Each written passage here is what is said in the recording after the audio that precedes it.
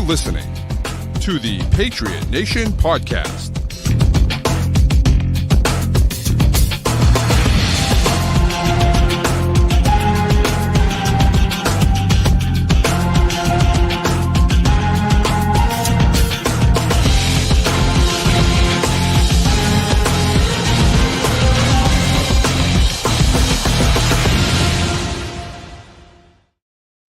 All right, welcome into another edition of the Patriot Nation podcast. As always, your boy Pat Lane here with my guy Matt St. Jean. And Matt, for the second consecutive year, the New England Patriots have a brand new head coach. Like deja vu all over again. It really is, isn't it? Yeah. And the second year in a row as a former Patriots linebacker as the head coach as well. Yeah, let's hope this one works out a little bit better than the last one, huh? Yes. You know, what's interesting is that, look, and obviously, if you've been living under a rock, the Patriots have hired Mike Vrabel, as you can see on the bottom ticker here, as their 16th head coach. And look, I think we can go back and forth about a bunch of different things. I think the biggest thing I would say is that this 100% is on Robert Kraft. Robert Kraft panicked when Gerard Mayo went and interviewed well with Houston, thought he was going to lose him, so he put some weird language into his contract without telling a soul. Didn't tell anyone. Didn't tell Belichick. Didn't tell the media. Didn't tell anyone that inside his new contract was the fact that he would take over if Bill ever left. And then they fired Bill. And that offseason, Mike Vrabel, the guy that they loved and wanted to be their head coach, became available. And they couldn't hire him because they had that language in Mayo's contract. And they had to abide by it because it was in the contract. And, you know, it unfortunately ends up, you know, costing them a year, basically, of just an absolute clown show. And luckily, Vrabel didn't get a head coaching job. And now here we are where we should have been last year. And you know, it's a wasted year, unfortunately. And when you're talking about, you know, the rookie contracts, and we make such a big deal out of the rookie contracts, you know, a wasted year with a rookie quarterback is not a good thing. So we'll see where it goes. Yeah, I mean, it's a weird spot. Like it's never good to have a wasted year, but yet at the same time, it also feels like they got a mulligan on a bad hire, which very rarely happens. So it's kind of they made a colossal error and then in some ways saved it all at once with potentially no real long-term harm done. This is the one mulligan you get. And I felt for a while, you know, you probably get one of these coaching changes while you're still in the development part of May's career before you're hitting once he's a 4 or 5 year starter or something, if he's a good player, then you don't care as much about, I mean, obviously you care about coaching changes, but you're not worried about it in terms of, will this mess up the quarterback? Right now, you're worried about it in that term. I do think they got a coach who won't mess up the quarterback. Is this the best coach for that quarterback? I think that remains to be seen. Hopefully. Right. Well, really what it comes down to for May, as far as the quarterback's concerned, is hiring the right offensive coordinator. Now, who that offensive coordinator ends up being, I don't know. Is it going to be Josh McDaniels? Is it going to be, you know, somebody else? It does seem like he does have other fans, other people that would like to coach for him. But, you know, we've seen reports that McDaniels is basically going to be the guy. I don't know if I hate that. I don't know how much I love it for Drake May, but I guess we'll see. You know, McDaniels is fine, right? I think I made my comment to you was that McDaniels is Adam Gase with a good PR group. And you know, of course, Adam Gase, you know, he's been doing it a lot longer than Gase has, right? But you know, he, in the same way that Gase only was good because of Peyton Manning, you know, Josh McDaniels, outside of the time he's been with Tom Brady, hasn't been great. Right. And I know that they had, you know, that 1 year with Mac Jones, and I guess he had a year with Cam Newton, but like, I don't know, that offense was terrible with Cam Newton. So, you know, I don't know. that offense was. It was. I mean, they had Gunnar Olszewski out there running real important routes. Yep. On offense, and like Justin Herron playing real not snaps ideal. for you. Not really what you're looking for from there. Yeah. Yeah, which I think it's notable that and I want to get into the Mike Vrabel of it all, but I think Josh McDaniels is maybe a good place to start here because offensive coordinator is the most important coach if Vrabel is going to be your head coach. I agree. With McDaniels and Cam Newton in that 2020 offense, I mean, the 2020 and 2021 offenses, you saw a level of general competency that I do not think we've seen yet. And I think one thing that's important to note is the differences, 2019 to 2020 to 2021, 3 different quarterbacks, 3 different offenses, all run competently. The issue with all 3 of those teams really was talent, not having enough good players. Yep. But all of them were competent Fair offenses. point. The issues in 2019 were that the receivers they maxed out what they'd gotten out of some of the guys who'd been there for a little bit. Guys leaving the program, and the guys they brought in just weren't good enough. And that kind of, there was a ceiling on the offense. Literally, it felt like they couldn't go more than 10 yards at a time. It was just didn't exist, and it wasn't a schematic thing. The players weren't good enough. That has been a problem since then, for the most part. 2020, it's the same. It's not even the same. It's a worse cast of receivers with a worse quarterback. And, they made that look decent at points. There were some real rough games in there, as you would expect. But when you were a bounce here, a bounce there away from being a 500 football team, like that they made it okay. Yeah. And then 2021, obviously, that's the only year that Mac Jones has looked like a competent NFL starter in any way. And it's again a different offense, incorporating some of the stuff Mac had done in college, and it's a fair point.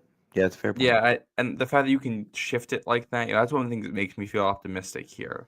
We saw the way that McDaniels grew with Brady. He was the one that kind of was the mind behind the 06-07 spread offense stuff that gets you the 50 touchdowns, and then. The 2014 offense is very different from the 2016 offense. Both of those were the 2010 is Bill O'Brien. But like that, they had made a radical change there from what it had been under Bill O'Brien as the talent changed. And then, 2016, 2018, these are all different offenses as they're building on stuff. A lot of the same core pieces, but core parts to it, but able to find the strengths with those guys. So I don't think McDaniels is a sexy hire if he's the guy at offensive coordinator, but he's not bad at it, and he's not going to get hired away by someone else, which means,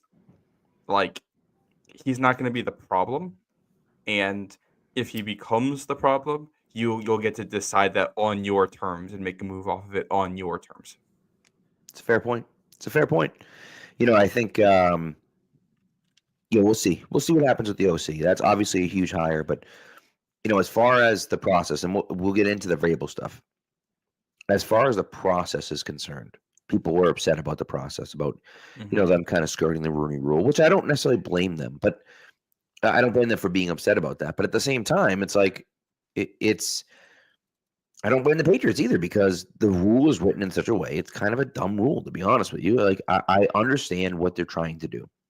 I respect what they're trying to do. I think it's important what they're trying to do, right?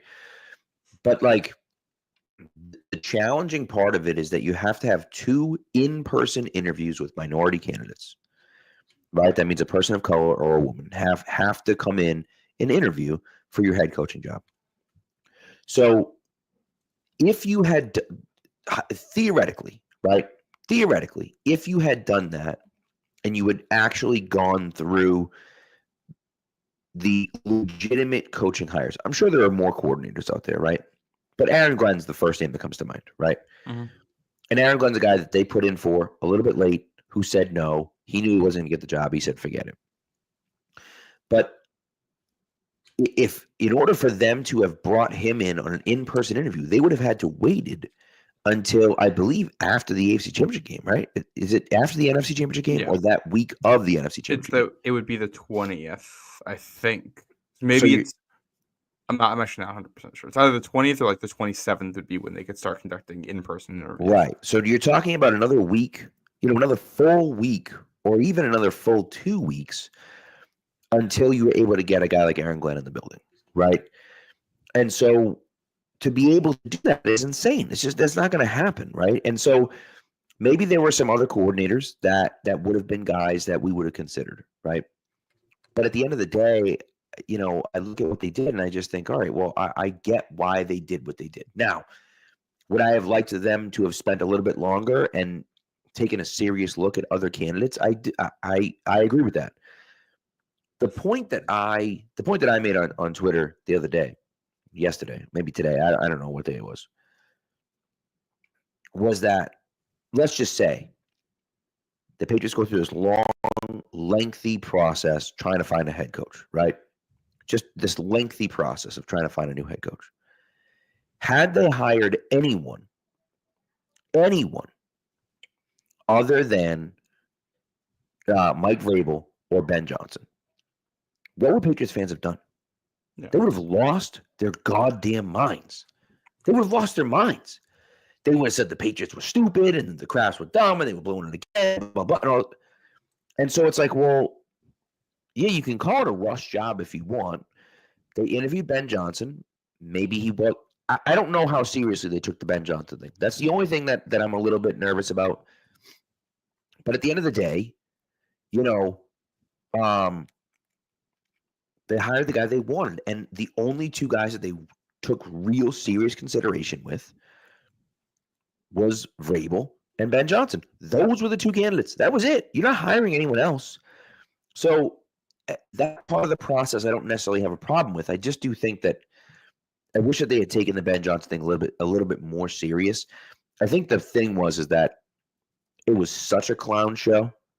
It was such a disaster this year. And I think we haven't even the stuff that we haven't heard yet. I mean, I think there's going to be more stuff that comes out where it's just like where we're like blown away as to how bad it was this year with Mayo. And I think they looked at it and said, we don't really want another first-year coach going through things, whether he's more qualified than Mayo or not.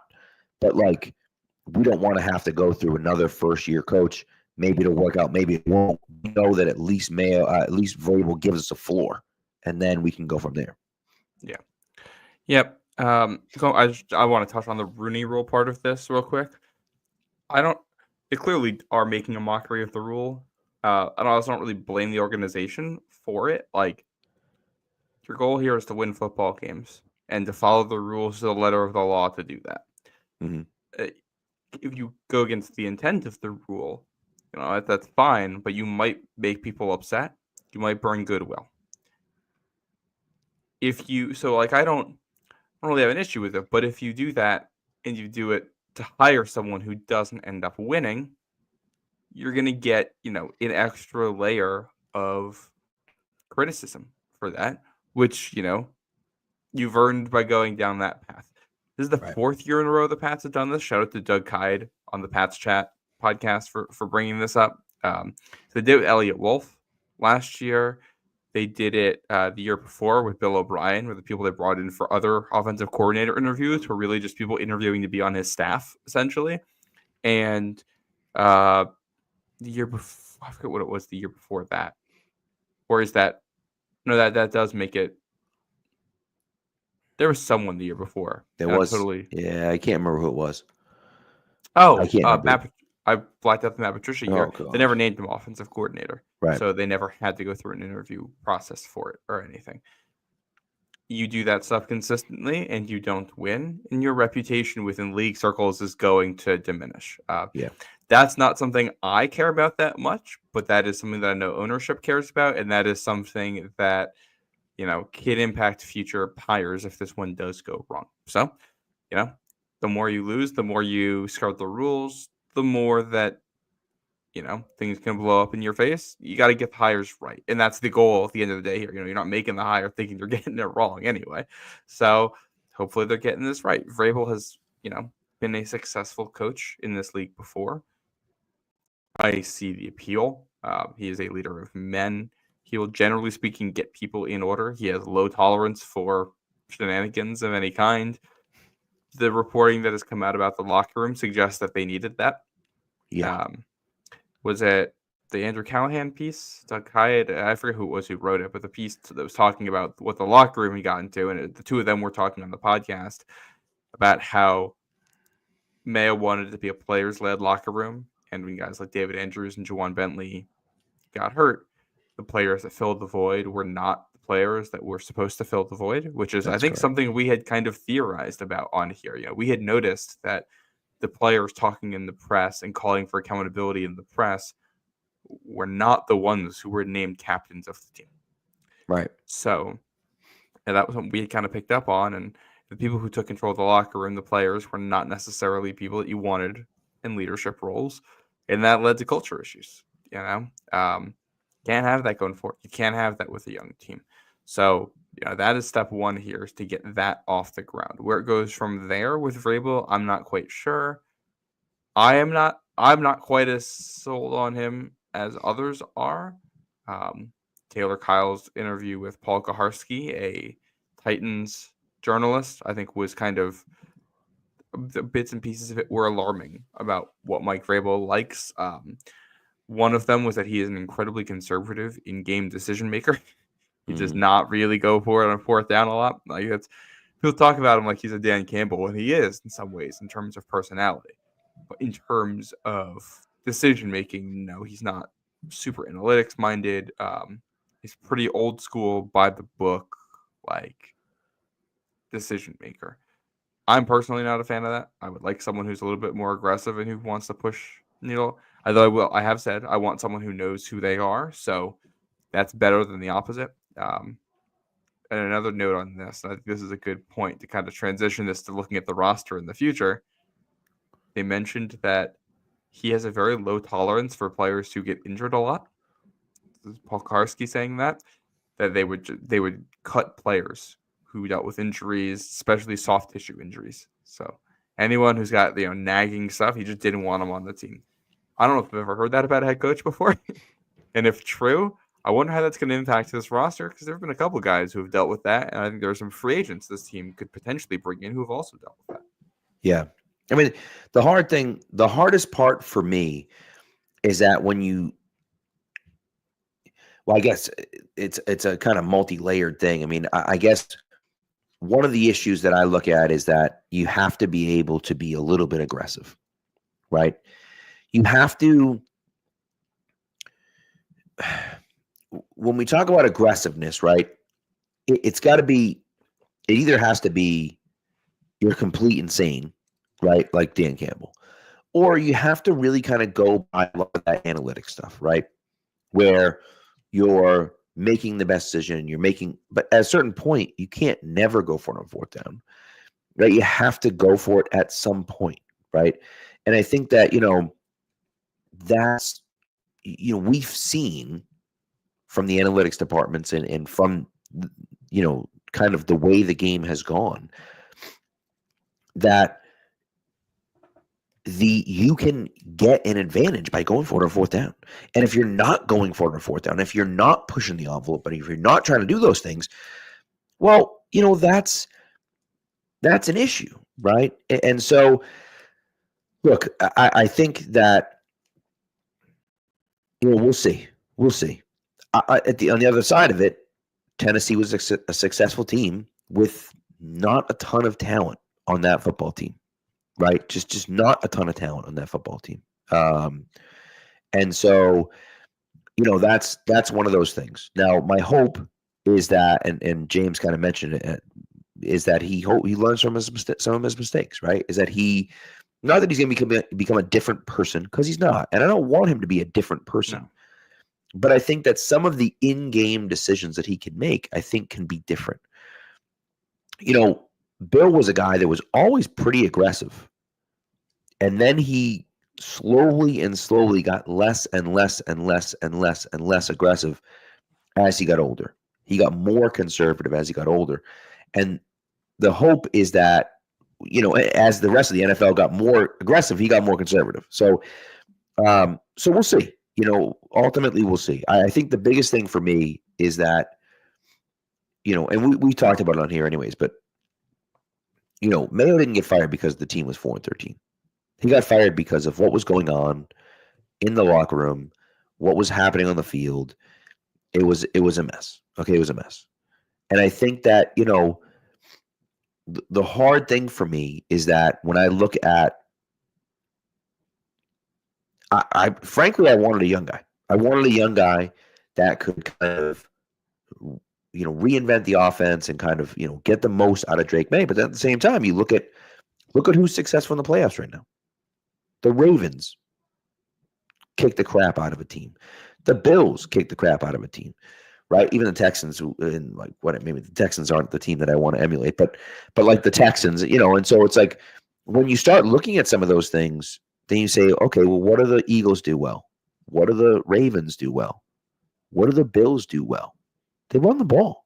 They run the ball very effectively. Now they throw the ball too. And even the Lions, who have this new age offense, they run the hell out of the ball, right? Got to win in the trenches. You have to build along the offensive and defensive lines, right? And I think that that's one of those things for me that, like, Vrabel clearly has an eye for that. He obviously wants that to be, what we do. And I think that that's a good thing. And so we'll see what happens. But, I think, look, we talked about Abdul Carter being the pick at number 4. I think that hiring Mike Vrabel goes a long way towards not only A, drafting Abdul Carter at number 4, but then B, developing Abdul Carter once you draft him at number 4. And I think that that's big. Now, who knows if he'll get there or not, but, we'll see. Like, Abdul Carter is a good player to mention here, in part because he reminds me a little of Harold Landry, edge outside linebacker that they had in Tennessee. Yeah, from BC. Under Vrabel. Here's the thing. I don't think who they hired head coach is going to really make much or any difference into who they drafted for, to be honest, because it's clear what this team's needs are and it's clear who the best players are in this draft. Yeah. I think where it makes more of a difference is, days 2 and 3, where you might say, with someone like Vrabel, do you see him pull some Ohio State guys because of his connections there? What do they want to do with the offensive line? Again, we're going to be shifting on the line possibly to a different type, which, probably good for Michael Wenu. Yep. We'll see what that means for Cole Strange. Probably good for Layden Robinson, to be honest with you. You would think, yeah. Like, might even be good for Caden Wallace. Yeah, and we'll see. What their approach to that stuff is going to be. I think another factor here. We talked about how the culture wasn't great this year. Attention to detail wasn't where it needed to be. Coaching is just not up to par, kind of across the roster. Is it possible this team's just a little bit insignificant, somewhat better than what we think it is, because these players were not put in the best positions, and just swapping out Mayo for Vrabel is the difference between being a 4-win and a 6-win team this season, because a couple of these guys are put in better positions for success. I don't really know. Like that, I think that's an open question. I think that's one of the things we're going to discover, because Jalen Polk, what does he end up being in this new world? Right. He's a guy who I think could love the hard coaching that Mike Vrabel's going to bring to the table. He's a guy who could be fully pushed to the side, and that's it. I think that can go very quickly in either direction, and he's going to have to learn to adapt. Javon Baker is going to be very interesting, a guy who's had discipline issues, a guy who, broke curfew in London. All right. It's a new world. People aren't going to be putting up with that this year. So the running backs, I think in the opposite direction here, your top 2 backs are guys who have fumbled.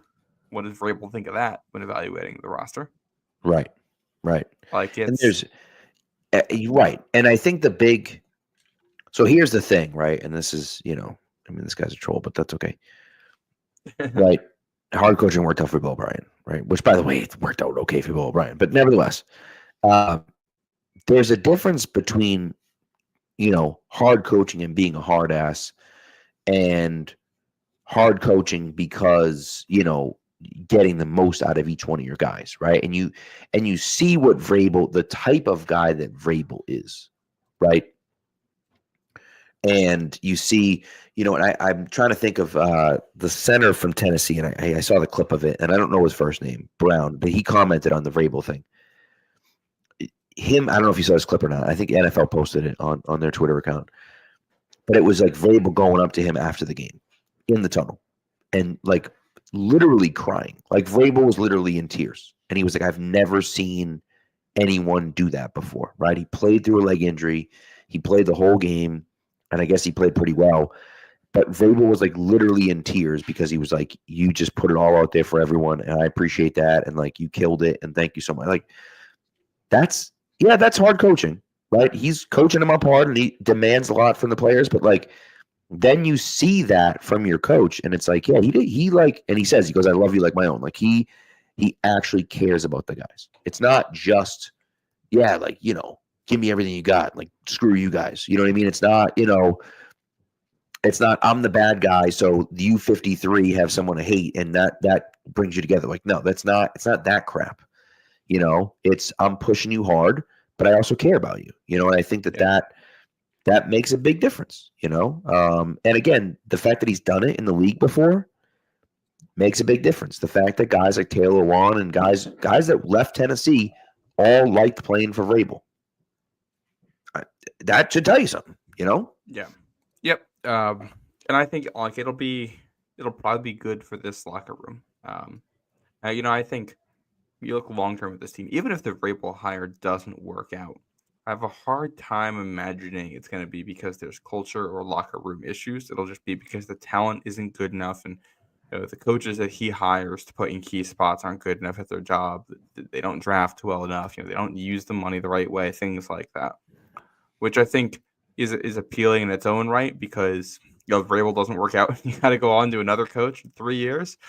Well, you don't have a culture issue. You can just hire someone who you think can be a scheme guy who can take what you have and build upon it.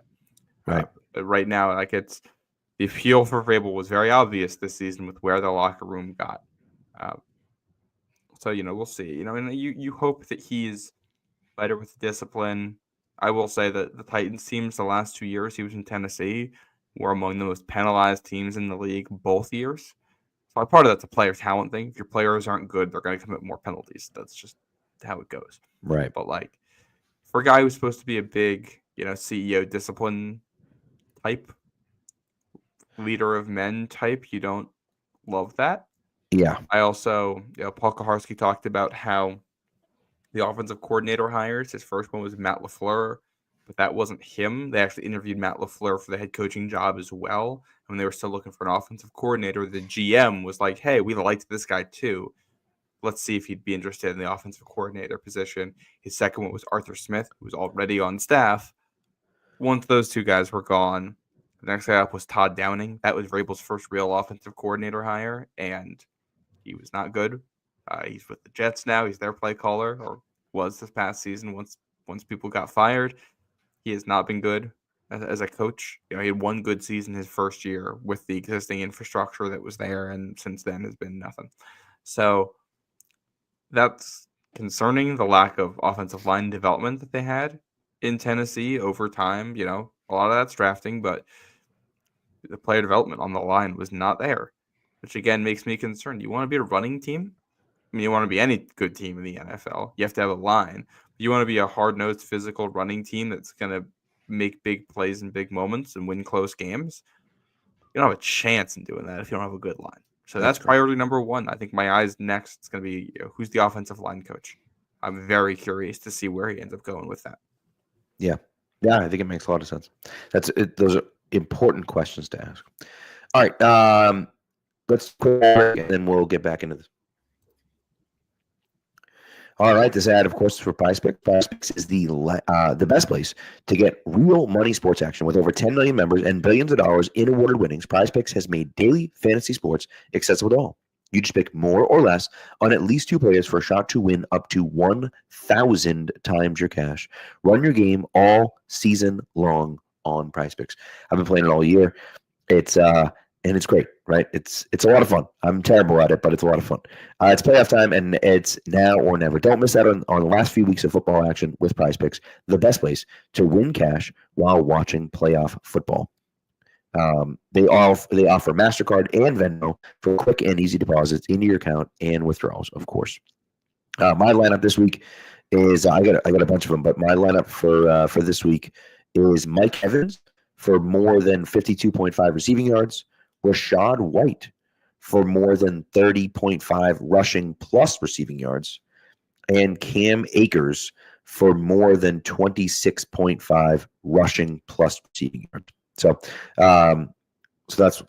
that's my pick. So you can get on there, follow me with that. What you're going to do is you're going to download the Prize Picks app. You're going to put in the promo code CLNS. You're going to get $50 instantly after you play your first $5 lineup. You do not have to win your $5 lineup. You just have to play it. So again, put in the promo code CLNS on the Prize Picks app today and get $50 instantly after you play your first $5 lineup. Prize Picks, run your game. All right. My goodness. The 24 from the Packers just got my goodness. That was kind of embarrassing. I don't kind of embarrassing. I only have GameCast on my side screen. I don't have the actual game. So I don't know what's going on. He just got he tried to tackle Dallas Goedert like 4 times, and Goddard just kept stiff arming him and ran for a touchdown. So there you go. So anyway, all right. So let's get into. So people have talked about Elliott Wolf. They missed the extra point, but people have talked about the Elliott Wolf, and the Elliott Wolf thing is interesting because now we're sitting here saying, okay, it's not.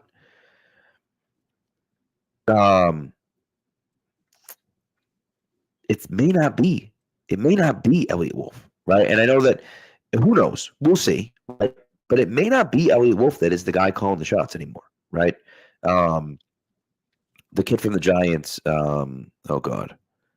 Oh no. Are we both gonna blank on this name at the same time? We sure are. 100% going to. Christ. Ryan Cowden. Thank you. Cowden. I don't know which. I think it's Cowden. I think you're right that it's Cowden. But that's interesting. That's an interesting hire. I mean, it's close, not official yet, but that sounds like he's coming in.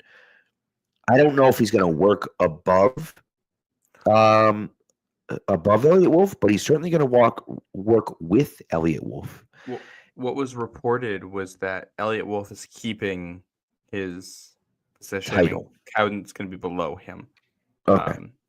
That was the initial report I saw, which Cowden's background is on the college side of things, college scouting. And if that's the case, makes you wonder if this is kind of taking Matt Groh's job.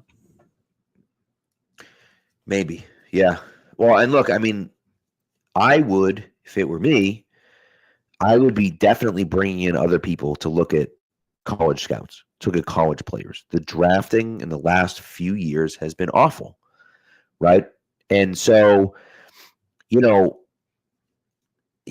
I think you have to look at some of what they've looked at. And again, the hard part is that it's not necessarily the scouting, right? It's the decision-making process, right? Whatever the grade was, whoever you are, I don't know. That's some of the hard stuff for me is that, like, I don't know. Like, did they think Jalen Polk would fit in the offense and he didn't? Did they think that, they would coach Jalen Polk up or Jalen Polk? I mean, Elliott Wolf said they thought he was going to be a plug-and-play starter. Well, I don't know. Was that them looking at it and that was a mistake on their part? Was that, the coaching staff not being able to get him up to where he needed to be? Was the coach and the executives not on board as far as like what the scheme looked like? So those are the things that you don't know. Like, who knows what the situation was there? But my hope and my assumption is going to be that Vrabel is going to have a little bit more to do with the decision-making process and deciding those things. And then you just got to get it right. I mean, you have to get it right Because right now we're in a situation where, and I understand, I get it, right? The Patriots aren't going to be in the playoffs next year, probably. Like, what are we going to be looking at here? Right? That's the question is what are we looking at? And then how do you get better? So you get better by bringing in reasons, but also rookies, and we'll see. We'll see what happens, but it's just, it's frustrating. Yeah. Well, it's worth noting that, they're not the way the schedule works for the front office. Their offseason starts after the draft. So, Elliot Wolf last year is working with Bill Belichick scouts and their scouting methods. So this is going to be, this front office's first opportunity with a somewhat fresh group. They've brought in new people in the last 12 months, to fill some of these roles, to expand it. I hope they fill out this front office with, a lot of new people, because clearly it has not been working the way they'd like it to. I would like to see, you want to see some analytics and data mines in there to stay fresh, and you want a lot of different viewpoints in there. You want a lot of different perspectives, so you can have a healthy debate and you can challenge assumptions and you can learn and grow. You don't get better if you're all on the same page about things all the time. So make sure you get some different backgrounds in there, which hopefully this accomplishes that, getting Cowden in there, and you can add some others to go with it, and then go from there. There's no way out for being a team as bad as the Patriots has been without drafting well. You got to draft well, and it's the only way to do it. So this draft and the next one are going to be massive, because if you want to become a good team on the Mays rookie contract starts with this draft. You got to do it now with this draft. Right.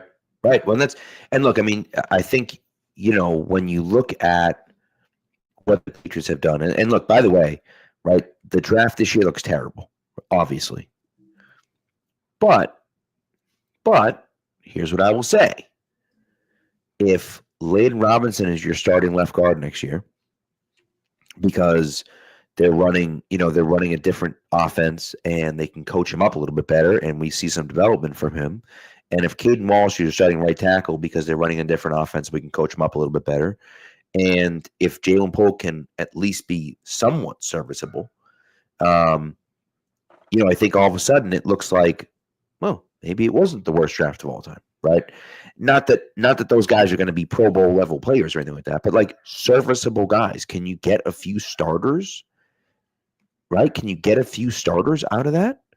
And if you can, I think that greatly changes what people look at. Now the question then becomes, all right, you have a potential franchise QB that you drafted at number 3. Now you have another top 5 pick. You absolutely have to nail that top 5 pick, right? So whether that's Abdul Carter, whether it's, Travis Hunter, right? Whoever it is, right? Even if it's Ted McMillan, if that's the guy, that you want to look at, right? Whoever it is, you have to nail that pick. That guy's got to be an impact player from day one. And then you have a top, you have a top pick in the second round as well. So you really want to do a nice job at getting that pick as well. And so, we'll see, but I think that that's one of those hard things where it's like, I wonder if, and look, no one knows, right? But if you're going to be good, that's how you got to do it, right? Yeah. Yeah. And it's, if you can, I mean, they've gotten 2 first rounders right in a row. If you can get, let's say it's like an Abdul Carter, then, and he is what he's been hyped up to be out there. All right, well, you got a quarterback, a pass rusher, and a corner. That's a pretty good foundation to build upon. Now it's building out the line. We'll see what they're able to do on that front. Obviously, free agency comes first. So what can they do in free agency? Who can they get there? What mold of player is Mike Vrabel looking for? What mold of player is this front office looking for? What mold do the coaches that they inevitably end up bringing in here end up looking for? That's an unknown. That's something we're all going to discover together as they actually end up making these signings. Right. I do wonder, soft tissue injuries being something that was mentioned around Vrabel and Carlos had kind of elaborated on it in the chat too. They said very low tolerance for repeat offenders, as he says, with soft tissue injuries in particular due to them not taking care of themselves in the offseason. So that's kind of the big thing. These guys not taking care of themselves. I wonder how he's going to view someone like T. Higgins, who I think T. Higgins is like a culture guy that you like, and he brings the intensity that you like. Like he's a dog on the field. There's no real doubt about that. Yeah. But also he's dealt with injuries the last 2 years, soft tissue injuries. So I wonder what Vrabel's going to see there, because if you're not getting Higgins, and you might not have an opportunity to draft a receiver with one of your first 2 picks, because there's a lot of needs on this team, and they might just not line up like you need. You probably draft Abdul Carter, and you might need to go offensive line with that second pick. Then, all right, what is the plan for receiver, or specifically for getting better at receiver? It's going to rely a lot on developing young guys who are already in the building, and the new coach also says he doesn't like error repeaters. Well, Paul Douglas is a guy who we've seen have some mental errors out there on routes. Kayshon Boutte has made a lot of errors in his career on and off the field so far. Kendrick Bourne has been a very inconsistent player in his career. And, obviously then there's Jalen Polk and Javon Baker. What does this wide receiver core look like in 2026? I mean, there's a world where none of those guys are on it. That's correct. Yeah, that is correct. And by the way, people are giving me crap because I'm saying what ifs. I mean, the hard thing is that I think you could make a very strong argument. By the way, Josh Jacobs just had an insane run, incredible run, and they called it a touchdown, but I think he was just short, but a ridiculous run anyways. Here's the problem, right? You have guys that you drafted, whether they're going to be good or not, I don't know. But I can tell you a guy like Jalen Polk was not a bum at Washington. Nope. He played well at Washington. He was a stud at Washington. Now, is Washington like the SEC or anything? Like, no, not necessarily, but he still played very well. And so, when you sit there and say, well, could he be a serviceable player? I don't know. Maybe. Right? I don't know. Right? Wade Robinson, we saw get significantly better over the course of the year. They ran an outside zone scheme that is not conducive to a guy like Layden Robinson. You put Layden Robinson in a phone booth, he's going to maul you to death, right? If they run an offense that is more similar to that style, he should be better, right? And I think he got better as the year went on. I don't think it's insane to say that he would be your starting left guard next year and would give you a little bit of, tenacity on that offensive line, right? I think that would be a good thing. No. Whether Caden Wallace will or not, who knows, right? So, and again, here's the thing. KMA, whatever the hell your name is, nothing I saw out of Jalen Polk says that he would be a good NFL receiver this year. I will say, at training camp, he was the best receiver on the field, and it wasn't close. He was the best receiver on the field at training camp, and it wasn't close. You know what hadn't happened at training camp? A whole bunch of coaching. The player was there. The coaching was not. And so I don't know. Does that mean that the coaching's ruined Jalen Polk and they took away his confidence and what? I don't know. I don't have the answer to that. Maybe he just sucks and he's never going to be good. I don't know that. But I do look at it and think, well, maybe there's a world where he is a serviceable player. He's not a Pro Bowler. Like, there's some alternate universe where he maybe is some great player. That's not this one. But, like, could he be a wide receiver 4 on a decent team? Maybe. I don't know, right? Like, I'm not closing the door on that, on a guy that's 1 year, that's 1 year in with arguably the worst coaching staff in the league. Yeah. Well, I'm not doing that. Polk was a good player in college. Not good so far. The odds of him being a good player in the NFL are very, very low with his production. It's also a unique situation. if he becomes a good player, it would be an outlier, but outliers do happen sometimes. So Right. you don't bank on it, but he's on a cheap contract and he'll be in camp this year, and we'll see Yeah. what happens. Right. If you can find a way to get any return on that at this point, you're going to feel better. You can try to salvage something because that pick clearly has not worked out. Yeah.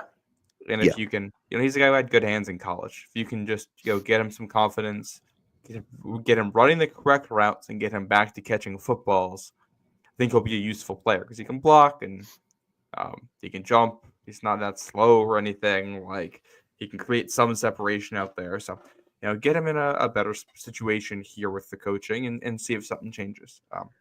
There was also the hard situation is that no matter what, it was the wrong pick, right? Like, it looks like looks like Glad McConkey's going to be like an all-pro wide receiver, or at least a very good wide receiver for years to come. And you have a guy that you're just hoping can be like maybe serviceable, right? And so, like, that's blew the pick. They blew it 100%, right? That doesn't necessarily mean that that he will never do anything. He's not going to be as good as Glad McConkey basically ever. And so they blew it, Yeah. Yep. There's a question here from Mike Larry, which I think is a good one. He asks if T. Higgins is out, let's say they're not interested in him, who's the next wide receiver worth throwing a bag at? My answer is there isn't one. That's correct. There are receivers you can sign. There's no one you want to throw a bag at. Some of the other names are going to be in free agency. Stephon Diggs, who's 32, coming off a knee injury. Keenan Allen, 30, a year older. I don't know if I'm remotely interested in adding him. Chris Godwin is interesting. He's 29, coming off an injury. Yeah. I don't know if they're going to be interested in that. Amari Cooper, Amari Cooper looks fine, but he's definitely on the back end of his career. Deontay Johnson, who couldn't stay on a team this year. He's not going to mesh with Mike Vrabel. No, absolutely not. Yeah, DeAndre Hopkins, Brandon Cooks, these guys are the backside of the career. Mike Williams on the backside of his career. Maybe Hollywood Brown interests you. He missed most of the season with an injury. He's got some speed. Maybe you can bring him in as just role player on the team. He's probably better than what you have. Darius Slayton, I think, is another name that could fall in that category. He's like a Kendrick Bourne level player. He's a guy that's always hurt too, though. Always hurt. Yeah, and we're hitting the KJ Osborne, Nelson Aguilar tier. Demarcus Robinson, Mac Hollins. It's not a great receiver. Juju Smith-Schuster, if you want him back. Hey, Juju, we can get him. He doesn't have nagging injuries. No, not at all. He just has a knee that doesn't work. It's not nagging though. Yeah, it's just it's just constant. Josh Palmer is an interesting name. I don't think the Chargers let him go. Probably not. He's a useful receiver. I think again probably in that Kendrick Bourne tier of guys. McCole Hardman. The problem is that you need a guy that's going to be an alpha. That's going to be a true number one receiver. Yeah. And I don't know for sure if Higgins can do that. But I do know that there's nobody else on that list that can. Right? And so, either you're drafting one at 4 overall, you're praying you find one in the second round like the Chargers did with McConkey, or you're just not going to have one next year, right? And I think that's a possibility that you just won't have one. But, if that's the case, then you're looking at it saying, okay, well, that's, those guys aren't going to be available right now. Yeah. DK Metcalf is a name that people are mentioning. You just pulled it up, right? Tyreek. No chance Tyreek's coming here. There's no way that the Dolphins are going to trade you Tyreek Hill. There's just no way that's going to happen. Well, there's no way that I think Robert Kraft would allow Tyreek on this team. I would agree. Yes. Yeah. I agree with that. And DK and Cooper Kupp mentioned here. We're just talking about how that new head coach doesn't like guys who have nagging injuries. That is what we're looking at right now. The entire list of receivers that's being talked about, it's all guys who are 28, 29 or older with injury histories. Right. Those are the guys who are available. You want to get elite receivers in this league, you have to draft them or wait for them to hit year 3 or 4 of their rookie deals, not want to re-sign with their team and trade a first-round pick or multiple first-round picks for them. So I think I would still sign T. Higgins personally, but regardless, I think you just keep drafting receivers. Like, that's all you really can do until you finally hit on multiple. Right. Yeah, I agree with you. And look, just because they haven't had success doing it yet, because they haven't, doesn't mean that you stop doing it, right? Yeah. And someone Ashton mentioned AJ Brown, like anyone, just go get someone, and we'll see. I mean, I have hope that they can maybe do something, but again, the hard thing is that you just don't know, and it's not easy to develop a young player, especially a wide receiver in any system. But hopefully let's kind of see what happens. All right, let's get into your second break, and then there's someone that mentioned about McDaniels. We'll chat. We can chat about him for a second, and then maybe talk a few more things and get the heck out of here. Yeah. All right. I'm here to talk to you guys about game time, though. The NFL playoffs are here. I know the games have been a little bit underwhelming so far. The Patriots aren't in it, but who doesn't love going to playoff games? Maybe you're interested in going to one of these other games. Maybe you want to go to the national championship game in college football next Monday. It's going to be a fun game. Game time picks is going to make getting tickets to whatever event you're going to even easier. Filters out the fluff to show you only incredible deals on great seats, so you don't have to waste time searching through thousands of tickets to get the best value.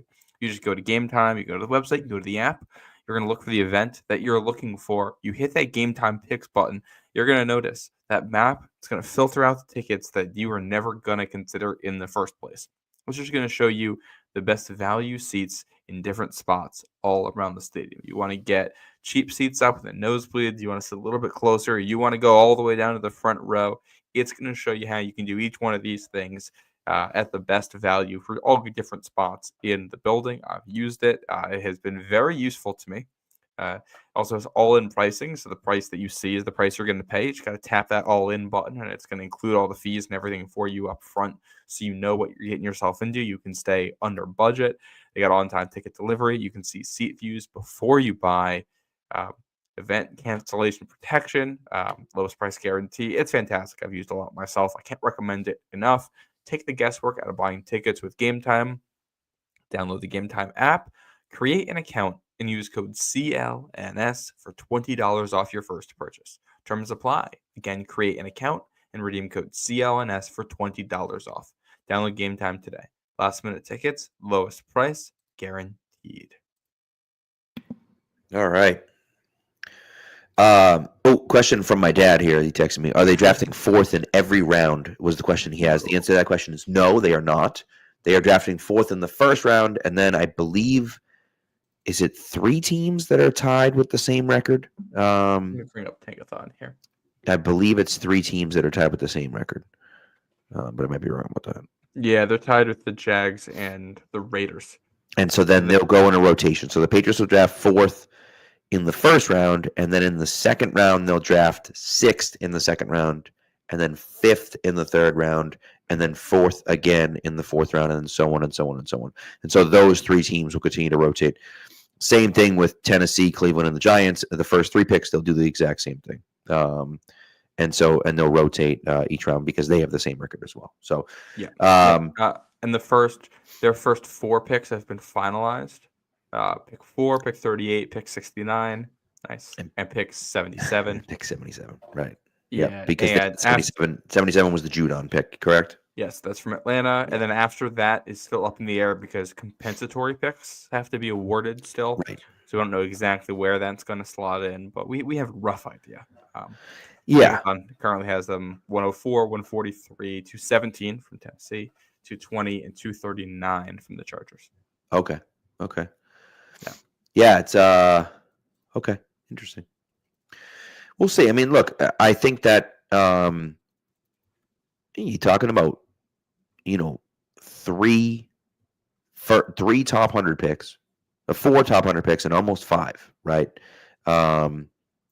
This is, I mean, I think that makes a difference. It's going to make a big difference. And I wonder too, like Salvatore, who just joined, thanks for tuning in, but asked, if Stevenson's going to be better with Vrabel. And I think we kind of talked about the fumbling issues that Stevenson's had which is interesting because he didn't really have those before this year. I know he's fumbled once or twice, but not like he did. Not like he did previously, right? Yeah. And so he fumbled a lot this year. But, I wonder, going to a different scheme, will that help him? And if going to a different scheme will kind of improve what's going on. And by the way, I don't think, and Ryan saying, that people are claiming that Vrabel's going to upgrade the offense. I don't think Vrabel's going to necessarily upgrade the offense. Vrabel's not an offensive coach, so I'm not looking for Vrabel to upgrade the offense. What I'm looking for Vrabel to potentially do is to upgrade the floor of the team, which then includes the offense, right? If we can get people doing their jobs better and doing a better job at what they need to do, then that increases the productivity of everyone, right? Offense and defense, right? And so I'm not necessarily saying that the offense detail. Right. And so it's like, then everyone gets better because of that. Not because of his scheme or anything like that, but because things are better. Well, and also because, he's supposed to hire the offensive coordinator, so he's going to hire a good one. Like that's the other part of it. That's the responsibility. Let's hope so, at least, right? Mike Vrabel is not an offensive tactical genius, but neither is John Harbaugh. But they made the right offensive coordinator hire, and now Lamar is probably going to win back-to-back MVPs. It looks like. Right. Sean McDermott for the Bills is a good defensive coach. That's what that team does. And he kind of lets an offensive coordinator handle Josh and the offense, and it works for them. Yeah. I think some of the other, the Chiefs, obviously, it's an offensive head coach, but there's different styles that can work. The appeal for Ben Johnson for me was he get an offensive coach, and that works for a long time, and that's fine. But we have seen here in New England that you can just have a defensive coach who handles that and who handles the details and the culture and all that. And that can work to develop a young quarterback just as well. And both Brady and Belichick at the time talked about how, when they were first in New England, they were young and they were growing together. They really did grow together. The meetings that they had, Brady talking about what he saw helped Bill learn offense. And Bill good defensive coaching helped Brady learn what defenses were doing and how he could adjust. Those things worked together. So obviously you don't expect anyone to be that combo again, but the relationship can work even if it isn't a Ben Johnson. I wanted Ben Johnson. I don't know if I even got to say this off the top. I'm disappointed it wasn't him because that's the guy I really wanted. Disappointed in the process as a whole, I think, because I wish that they took more time with it. I don't like the Kraft said we're going to look far and wide or whatever it is to find the best head coach for New England. And then you just end up settling for the guy everyone knew you wanted the whole time. Yeah. Don't say that if you know you're just going to come back to that option. But all of that said, as an organization, you have to have a strong vision behind who you want it to be. And if they liked Vrabel as much as they did, getting pulled off course into somebody else may have actually been a mistake. I don't really know. So yeah, that's the hard thing. And again, like I said, it was going to be Vrabel or Ben Johnson. That was the case. It was going to be one of those two guys. And, because they were the most appealing job. And, I think then it becomes, okay, we have a good quarterback in place. We have some decent pieces on offense, on defense, including, an all-pro corner, right? And so people want to come here. Now we need the guy in place. And if Vrabel is that guy, then he's that guy. And again, I think the Patriots saw what happened with Mayo as a first-year head coach and him learning, and they said, we desperately need, more than anything, stability from the head coach. We need that. And so a first-year head coach, as good as Ben Johnson might be, may not bring as much of that. And they need that here. I don't love that way of thinking about it. I do think I get it. It's understandable. It happens around the NFL all the time. I just feel like it's short-term thinking. Yeah. When it's tough because the job of a head coach changes over time. Mike Vrabel's job is basically to whip this team into shape. They have not been. Right. And it's possible that this is the right hire for this moment and also the wrong hire for 4 years from now when he gets his team better and they reach a plateau where they can't get over it. And then you make another change at coach. And that's fine. A lot of teams don't have one head coach for forever. The Eagles have kind of been for the most part, consistently good for my entire lifetime. I've had like 4 different head coaches win real games in that span. Yeah. Like that. Yeah. That's okay as long as you have an organizational vision for what it is you want. Consistent talent being brought in that can be coached and developed, things like that. So I'm not totally against this. And there's always a young hotshot coach. There will be in the future. If you need to make a change in the future, that can still happen. And depending on how things go with the offensive coordinator hire, maybe the young hotshot coach is the guy in New England. Like maybe they develop someone internally. Obviously, it sounds like it'll be Josh McDaniels for that, but you never know. So it's I hope this works because I'm tired of losing, man. I agree. This podcast stinks when the team loses. We need to win. Doesn't it? It does. Yeah. So D did mention that, McDaniel's playbook is outdated and that he doesn't want him back. I don't know if outdated is what I would necessarily say. But yeah, I mean, there's a serious question as to whether, because again, he's not going to be the hot new guy, but that doesn't necessarily mean anything. We'll see. We'll see what happens. I wouldn't call what McDaniels does outdated. His offense is very much a good offensive line play action offense. That's what the Lions do. It's a little bit less like trickery and misdirection than what the Lions do, but we have seen that they have been very willing to lean into that. We remember the Ravens playoff game in 2014. Josh McDaniels was the offensive coordinator for those things. They don't do it as routinely as the Lions do, but you don't have to be effective. I would like to see them get into a little bit more misdirection stuff, a little bit more motion. I expect they're going to add RPOs to the offense. They said on, I think Paul Perillo on Pat's Unfiltered said that McDaniels had been hanging out around college teams this year trying to pick up some new stuff. Hopefully that is true and has worked for him. But I don't know, we say outdated. Yeah, the Raiders offense wasn't good last year. The Raiders offense had not a great amount of talent, especially the quarterback position. Like that in 2022, as head coach of the Raiders, they were 12th in yards, 12th in points on offense. In 2021, the Pats were 15th in yards, 6th in points. 2020, obviously 27th and 27th. The overall numbers weren't great, but that's also one of the least. Football. That's one of the 3 least talented groups of offensive players that have existed on the Patriots in my lifetime. Yeah, and like they actually had games where they looked good, especially early in the year when it was new and fresh and they hadn't been scouted yet. The offense did some good things, like some actual good things, and Cam's shoulder just fell apart, and that was that. He played like 1 game in the NFL basically after that season. Right. So I wouldn't say it's outdated. This is the modern NFL we're talking about, and he found ways to be effective in it. I also think too, comparing this Patriots team to the Titans teams, right? It's a little bit unfair, right? Those Titans teams definitely did have more talent. They also have Ryan Tannehill, a quarterback, who flipping stinks, right? Tennessee never had a good quarterback. To the point where not only did they not have a good quarterback, they had a quarterbacks to the point where they were drafting quarterbacks early. I mean, it was a mess. It was a mess. And so, that's unfortunately, that's kind of what you were looking at there. So yeah, he had some talent, sure, but he didn't have a quarterback, right? And I think that's kind of the way it goes. And what are you going to do? I mean, but he has a quarterback now. They're going to need a lot more talent, right? They're going to need a lot more talent. This team stinks right now. I think Ryan Tannehill was talented. I don't think he was just inconsistent. He was a really good athlete. And he's like, you look at his numbers in Miami, his first 3 years in Miami, 7-9, 8-8, 8-8 as a starter.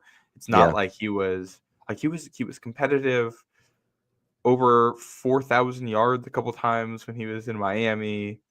He just threw, a couple too many picks. Like he was Alex Smith level quarterback at his best, basically.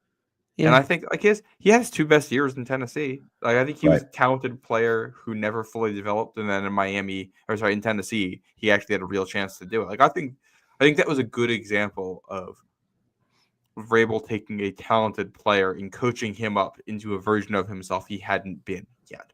and that whole offense in general, which you hope you can do with Drake May. May is an very athletic quarterback. Like who can make all kinds of throws, and if you can, one of the things I liked about what they did this year, what I think they're going to continue to do, is if you can take somebody who's that athletic and put them in one of these play action offenses. Like, imagine how good the Lions would be if Jared Goff could also run. That is basically what I think they're going to be trying to build here, is something along those lines, where we're going to have this really good play action passing attack, be really good on the ground, and then as part of that running game, we can use the quarterback. And we can call bootleg stuff because our quarterback's mobile enough to handle it. And like, it gives you a ton of variety. So that's what I hope that they lean into, because it gives you a million different ways to stress the defense, and your quarterback can read out a whole bunch of different stuff. May seem smart enough to pick that stuff up. They just need guys who can actually execute it. Right. Yeah. Look, I mean, I think it all makes a ton of sense. And at the end of the day, we'll see kind of where it goes from there. But look, McDaniels wouldn't be the worst hire. I don't know who else they're going to get. Nick Caley. Like, I don't love any of the names. I don't know. I'm not sure. Again, this team, by the way, someone was asking over under 5. I think over. I guess 5.5. It'd be weird to have 5. Year? Yeah, I would say over. Maybe not much over. They have an easy schedule next year. I honestly, if they if they spend their money well in free agency and draft okay this year, I don't think it's hard for them to get to 7 wins next year with the schedule they have. Getting past 7 wins will be the challenge. Yeah, past 7's too much. I agree with you. But but you look at the schedule that they have, right? Now they're playing the NFC South. That means they're playing the Falcons, the Panthers, the Saints, and the Bucks. You gotta win 2 of those games, don't you? Don't you have to win 2 of those games? You would hope. It's tough because the Buccaneers actually have been looking up lately. Like they've been competitive every year. Okay, fine, but the Saints, they stink. Yeah, Saints are on a downward. Who knows? And the Panthers are decent, so you could certainly lose to those 2 teams. Falcons and Panthers are very much in the they're going to be whatever their young QB ends up making them, and that's a complete unknown at this point. But even correct. Falcons games at home, which then you're playing the Browns. Yeah, then you're playing the Giants. Oh, with the Panthers games at home too. Okay, Panthers games at home too. You're playing. So at home, you're playing the Falcons, the Bills, obviously the Bills, the Falcons, the Panthers, the Browns, the Giants, the Raiders, and the Steelers is who you're playing at home. Plus your division games. Obviously, plus your division games. It is not crazy at all for them to win 6 home games next year. Let's see, Atlanta, Carolina, Cleveland, the Giants, the Raiders gets you to 5. The Jets. Who the Jets are interviewing for all of their positions right now, I'm just going to put that as your 6. And then it's all right, can you nab one off of the Bills or Dolphins or the Steelers? Right. Probably not, but maybe. You never know. And then on the road, you have the Ravens, the Bengals, the Saints, the Bucks, and the Titans. Yeah. And the Titans stink. I don't know. That Titans game, terrible. That feels like a game that they put in week 1. Yeah, it kind of does, doesn't it? Just get this out of the way early. Well, they did that this year. They had a bunch of those reunion type games week 1, if I'm remembering correctly. I have to go double check the schedule, but yeah. So we'll see. I mean, look, I don't know exactly what's going to happen. Of course, no one knows exactly what's going to happen clearly, but I just think that there's a world where they have 6 or 7 wins. That doesn't mean they're going to be a great team, but there's a world where they have 6 or 7 wins because they still have Drake May. Drake May can develop a little bit more. And you also feel like, all right, well, not only can we develop a little bit more, but also we can sign some guys and we can draft a few guys as well. And if you can do that, I think that makes a big difference.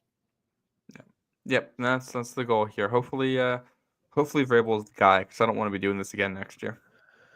Vrabel's going to have more than 1 year, that's for sure. The question is, how many years does he get? And, and how many years does he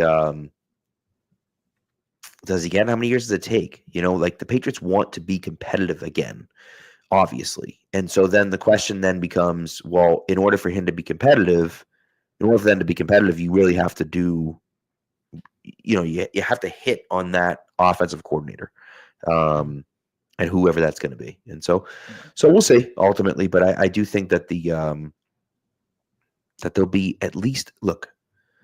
And we kind of started with this, and I'll kind of end with this as well. I think that at the end of the day, the Patriots are going to be a competitive football team. They're going to be a professional and competitive football team. That is not something that they have been. Certainly wasn't something they were last year, and it really wasn't something they were the year before either. And so if that's the case, and you're getting that, well, that's a good thing. That's a good thing, and that raises the floor of your football team. Yeah. That doesn't mean that they're going to be a championship contending team. Doesn't mean they're going to be number one in the conference like the Titans were for 1 year with Vrabel. Doesn't mean they're going to play in the AFC Championship game like they did with Vrabel, right? But they're going to be at least a competent football team. And maybe they don't have enough talent and they still stink. But at the very least, competence is what you're looking for. And if we have that, then the rest will come eventually. I think the other part of this is to be a better team. This is going to be true until it happens. Be a better team at the end of the season than you were at the beginning. Right. When was the last time we felt that way about a Patriots team? It's been a while. 2018 is probably the last time we felt like they were playing their best football at the end of the year. Right. 2019, definitely not. 2020, definitely not. 2021, they definitely, outside of that Jaguars game, they were definitely a much worse team after the bye. 2022, they never really felt that good. Right. Yeah, I agree. Also, just one quick note. Okay. I know, Mike Larry, you're basically a troll on here. I get that. Can we learn how to spell Vrabel, please? Please. Yes. Oh my God. For the love of Christ, can we learn how to spell Vrabel? It's the title of the stream and it's on the screen. Like, Vrabel is Vrabel, not L-E-E-L. Please. Sean, we're not talking about Sean Crable here. Right, Sean Crable. That's a throwback. But I didn't think I'd be mentioning that name on the podcast. No, but it was good. It was a good poll by you. Yes, Mike Vrabel. Let's spell his name correctly, please. Yes. Okay, it's not that difficult. All right, let's please do that. And we forgive you, Mike. Yes, we forgive you. But you're not the only one. You're not the only one. No, I see it everywhere. It's all over Twitter. It's been a few times in the chat. Like, drives me crazy. But that's one thing. Let's get that name. This is the kind of Discord you get on the show, and you've got a teacher on the podcast. That's true. I'm a math teacher too. I'm not even an ELA teacher. So usually I don't care about spelling. But that one is like, come on, dude. Yeah. But anyways. So, all right. Well, that's what we got. So probably Wednesday night. But the press conference is going to be Monday. Monday press conference is going to be Monday. Find out a little bit more during the week. And yep. And we'll go from there. So, but yeah. I would say probably maybe Wednesday. Maybe Wednesday night. That might be a good night to do it. We'll go from there. So, all right. Well, thank you, everyone, and we will. We'll talk to you. We'll talk to you later on this week. What do you got? Shout out to all the Falcons fans in my mention saying that James White was not in on the toss play in the Super Bowl. I didn't know that this group of people existed, but there are a lot of them, and they keep replying to my tweet. So I'm absolutely loving that. There's that, and then there's all of the people complaining about it. Apparently, they think there was a hold on James White's touchdown. Maybe a Marcus Cannon. I don't think so, but you can make an argument maybe that Marcus Cannon was holding a little bit. But did they call one? They did not call one. And also, no hold. Instant replay is there, bro. He was clearly in. It wasn't. I mean, it was close, but he's clearly in. And even if he wasn't in, they were at the 3-inch line. They had set the cannons off already. What are you gonna do? Come on. No, he was in. So they reviewed it. He was in. Listen. Don't give up a 25-point lead in the third quarter, okay? So that's just the way it goes. That's what happens. So Anyways, all right. Well, thank you, everyone. Thanks for tuning in. Thanks to the chat for keeping it live. We appreciate it, and we'll talk to you later on this week. Be good to each other, and go Pats.